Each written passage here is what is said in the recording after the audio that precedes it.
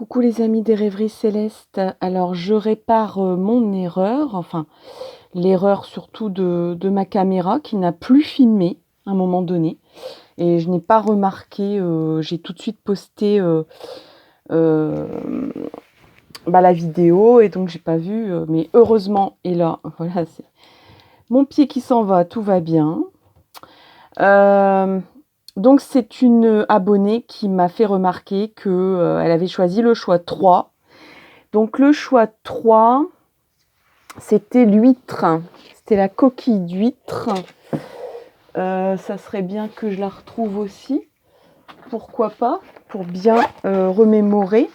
Donc c'était ce choix ici. Voilà, donc je vais mettre ici votre choix. Et je vous explique tout de suite. Donc, puisque, disons que les dernières cartes tirées étaient restées sur le... Et puis bon, j'ai quand même de la mémoire, donc je me souviens que c'était dans ce sens-là. Et je peux vous dire que c'est tout de suite oui, hein, puisque j'ai déjà fait le tirage, donc je connais la réponse. C'est tout de suite oui, parce qu'on a le monde en réponse. Le monde, c'est une très belle carte du tarot de Marseille. C'est une arcane majeure qui est très très ça y est, je trouve plus mes mots, qui exprime une réussite à grande échelle. Voilà. Vous apparaissez au niveau du battleur. Le battleur, c'est quelqu'un qui a envie, qui a l'esprit d'initiative, qui a un dynamisme, qui a des idées, qui est créatif, qui est entreprenant, peut-être et sans doute avec pas grand-chose. C'est quelqu'un qui démarre aussi, puisque c'est l'arcane numéro 1, et qui n'a donc pas, qui fait ce qu'il peut avec pas grand-chose, mais il a tellement de volonté, de dynamisme, de positivité en lui qu'il arrive à beaucoup de choses. Donc on est au démarrage de quelque chose, c'est comme ça que vous apparaissez dans le jeu. Ensuite, au niveau des obstacles, on a l'empereur. L'empereur, c'est une carte... c'est un personnage, l'empereur, qui en impose, qui impose des choses. Donc, ce qu'il faut peut-être faire attention et mettre en bémol, c'est de ne pas trop imposer ses idées, coûte que coûte, et aussi de ne pas trop avoir la folie des grandeurs. Parce que l'empereur, c'est vraiment quelqu'un qui a l'esprit de conquête, beaucoup plus qu'un roi, qu'un gouvernant. L'empereur, c'est vraiment quelqu'un qui veut aller en dehors des frontières. Il y a même peut-être quelque chose que je suis en train de voir ici, il y a peut-être un lien avec l'étranger.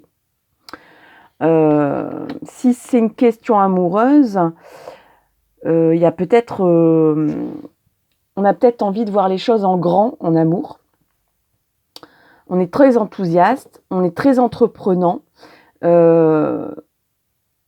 mais on a envie de mener sa barque et d'imposer ses idées, d'imposer son rythme, qui est sûrement sur des chapeaux de roue, et ça va peut-être pas forcément plaire à tout le monde. Donc, c'est un conseil de l'univers de réfréner peut-être un peu ce battleur qui est plein d'enthousiasme, plein de créativité et plein d'ambition, pour qu'il ne devienne pas un tyran comme l'empereur peut le devenir parfois.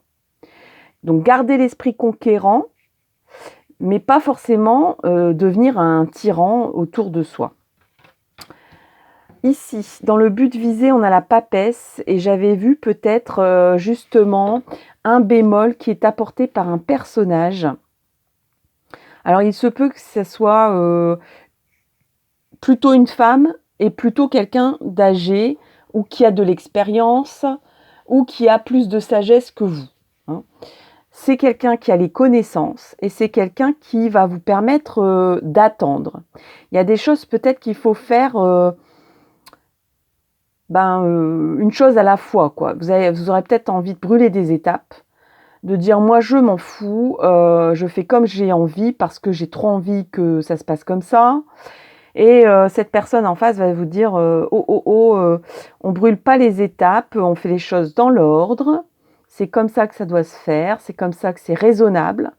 Il y a un côté raisonnable, il y a un côté la papesse, c'est quelqu'un qui a de la patience, qui sait mettre quelque chose en gestation, sans pour autant que tout soit réalisé d'un seul coup.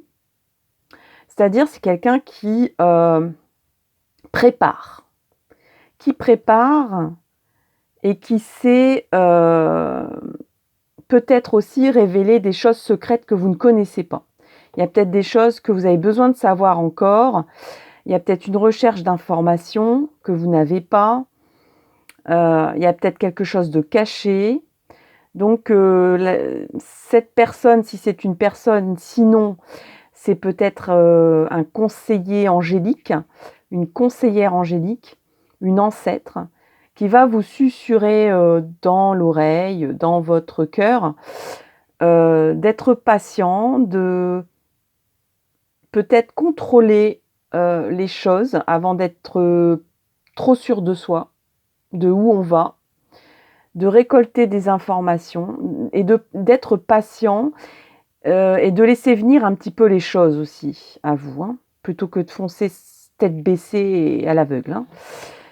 Bon, en tout cas, la réponse, c'est le monde et la synthèse, c'est la roue de fortune. Et la roue de fortune, c'est une évolution positive, on tourne la page, on change de cycle. Donc là, il y a un redémarrage d'un nouveau cycle, ça c'est clair, net et précis pour vous. Et je dirais même qu'il y a quelque chose comme de la renommée. Il y a l'idée de la renommée, il y a l'idée d'obtenir des lauriers. Peut-être même, si vous avez posé la question, est-ce que je vais obtenir un diplôme? Eh bien, tout à fait, puisque ici, pour le monde, on a les lauriers de la victoire, de la réussite.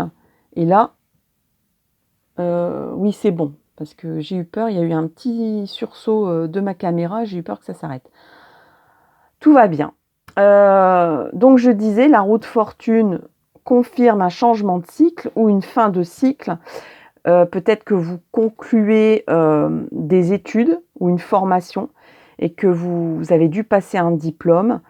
Eh bien, c'est une réussite totale. Si vous avez posé la question pour un étudiant, une étudiante, un lycéen, là, ce lycéen a toutes les cartes en main. Il est peut-être un peu trop sûr de lui ou d'elle. C'est pour ça que vous êtes peut-être là derrière pour l'aider, l'épauler. Peut-être, on va dire, calmer ses ardeurs.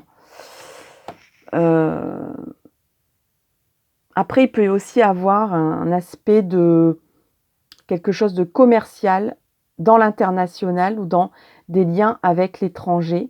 Et là, encore une fois, on va dire que c'est une réussite d'une activité ou peut-être du début d'un amour, si c'est une question sentimentale, qui va dépasser toutes vos espérances, hein, parce que le monde, c'est vraiment... c'est une réussite au-delà de ce qu'on pensait, en fait, hein, de ce qu'on pouvait imaginer. Voilà pour le rétablissement de l'erreur au niveau du choix 3 de la coquille d'huître. Encore désolée pour le bug de la caméra. N'hésitez pas à commenter, liker, partager. Et puis je vous dis rendez-vous pour une vidéo qui ne sera pas tronçonnée cette fois-là. Cette fois-ci, je l'espère et je le souhaite. Voilà. À tout bientôt. Bye bye.